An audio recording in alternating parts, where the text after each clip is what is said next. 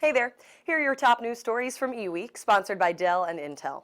Today's topics include the first major update to Windows 10, the availability of the Mozilla Firefox browser for Apple iOS, Salesforce.com's announcement of a closer integration of its SalesforceIQ and Desk.com platforms, and why ARM's TechCon 2015 show is focusing on the Internet of Things security. Microsoft started distributing the first major patch of its new Windows 10 operating system on November 12th, bringing with it new tools to change the way enterprises manage future updates. According to Jim Alcove, Corporate Vice President of Microsoft Enterprise and Security, Windows Update for Business provides IT controls over the deployment of updates within their organizations, while ensuring their devices are kept current and their security needs are met at reduced management cost.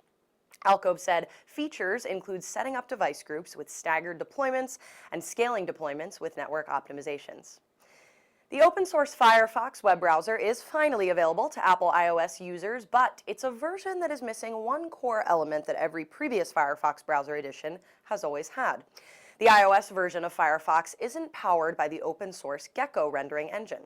Firefox editions for Windows, Mac OS X, Linux, and Android have always been powered by Gecko, but Apple's policies don't permit developers to use any rendering engine other than WebKit, which is used by Apple's Safari web browser. Salesforce.com aims to give SMBs more sophisticated selling tools by integrating sales and support service to get a more complete view of customer needs.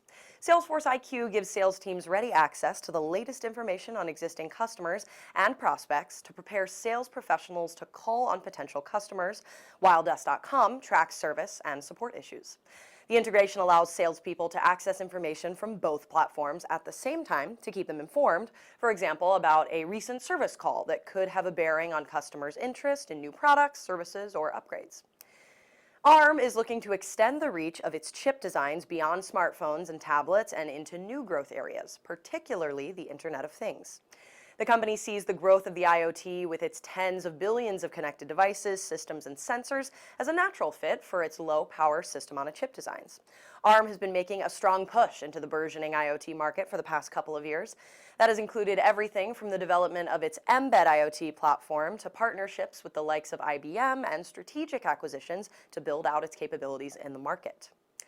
Thanks for watching. Follow the links on this page to learn more about the stories mentioned in this broadcast, and check back every weekday for another daily tech briefing from eWEEK.com.